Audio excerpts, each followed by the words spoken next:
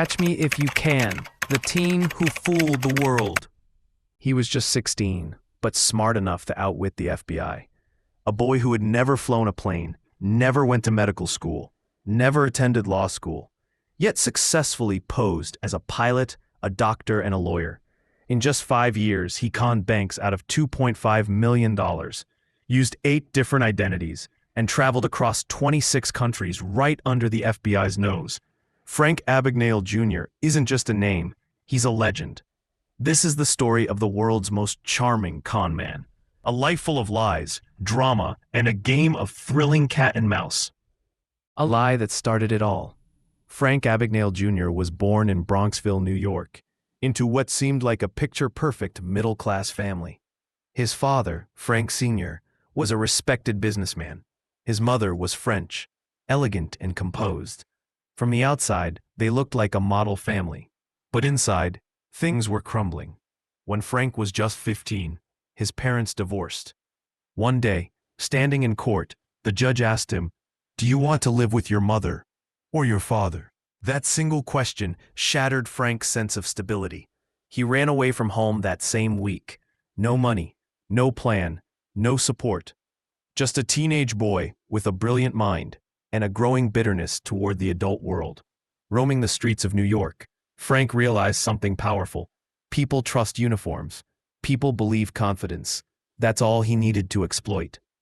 He began by studying his father's old checks, the design, the magnetic ink, the bank logos.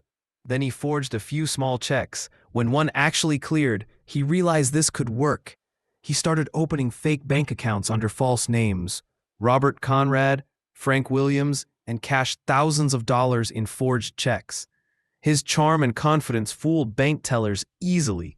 In one bank, he told the teller, "I work for Pan Am, just dropping off my paychecks while I'm in town." She smiled, nodded, and handed him the cash, completely unaware she had just been scammed. Within a few months, Frank's frauds escalated from a few dollars to thousands. He traveled from city to city, never staying in one place too long. He wasn't just stealing, he was performing.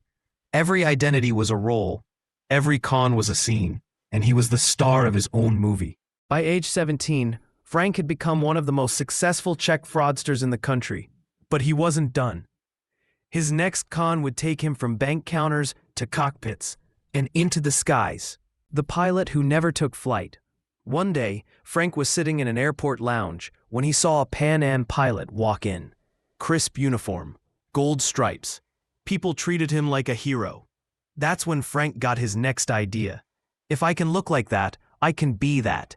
He bought a pilot's uniform from a costume supplier in Manhattan, crafted a fake Pan Am employee ID badge, and even built a logbook to record fake flight hours. Soon, he became Captain Frank Williams. Frank didn't just pretend. He mastered the art of deadheading, where pilots fly for free to reposition for another flight. Airlines rarely verified credentials for deadhead pilots. Frank used this loophole brilliantly. He traveled across 26 countries without ever paying for a ticket. In lounges and cockpits, he spoke the lingo, asked technical questions, and acted like he belonged. Once, a senior pilot asked him, "You want to take her off?" Frank smiled and replied, "Long day. Let's share the controls." And just like that, he avoided being exposed. Flight attendants loved him. Airport staff respected him. He stayed in luxury hotels, ate gourmet meals, and walked through terminals with the swagger of a real captain. But Frank wasn't stopping here. His next targets were even more audacious. He would become a doctor and a lawyer. Doctor and lawyer, the ultimate act. One evening, while watching TV in a motel room, Frank saw a news alert. Hospital urgently hiring temporary pediatric doctor. That's all he needed. He created a fake Harvard Medical School degree, designed glowing reference letters, and arrived at the hospital as Dr. Frank Connors. At the interview, he coolly explained, "I specialize in pediatric emergency care." The hospital staff was impressed by his credentials and calm demeanor. He got the job. Frank never performed a single procedure. He carried a clipboard, walked with interns, and asked for their opinions. "What's your diagnosis?" he would ask. Then he'd agree and sign off. Once, a critical case came in. A little girl in respiratory distress. A nurse screamed, "Doctor, what do we do?" Frank panicked inside, but responded, "Page Dr. Johnson. I need a second opinion." Crisis After 11 avoided. months, guilt crept in. What if someone dies because of me? Frank quit, but not the con game. In New Orleans, he overheard someone say the state attorney general's office had a job opening. The requirement? Harvard law degree and passing the bar. He faked another transcript and attempted the bar exam, failing 3 times. On the 4th, he passed using memorization and guesswork. Frank became an assistant attorney general, dealing with legal cases, reviewing files, even stepping into court. He worked alongside real lawyers, giving legal opinions without ever attending law school. But his luck was running thin. One coworker, Paula, grew suspicious. "Which year did you graduate Harvard?" she asked. Frank replied casually, "Class of '64.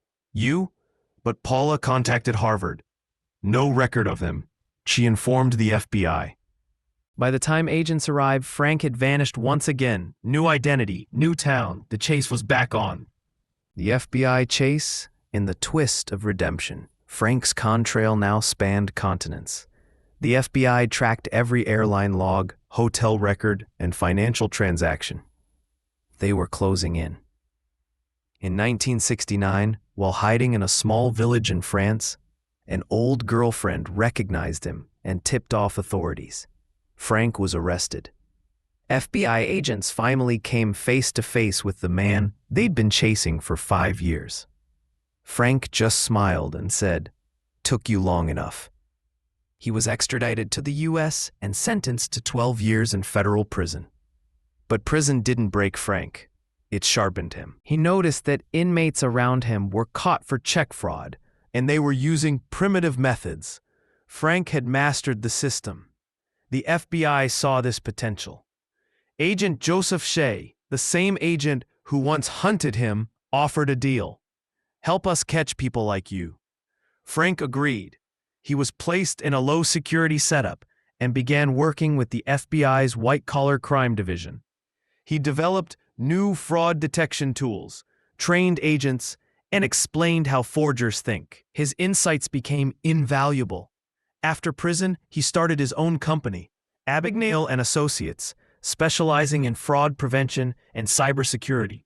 Clients included major banks, airlines, corporations, even the FBI itself. In 2002, his life inspired the Hollywood blockbuster Catch Me If You Can, starring Leonardo DiCaprio as Frank and Tom Hanks as Agent Shea. Today, Frank Abagnale is a global authority on fraud. He gives lectures, trains law enforcement, and helps people protect themselves. He once said, "I wasn't a genius. I was just a scared kid, trying to survive." A con man who became a consultant. A fugitive who became the FBI's most valuable asset. A criminal who turned his greatest weakness into his purpose. The case may be closed, but criminology never sleeps. Like and subscribe at Join Criminology and step deeper into the dark with us.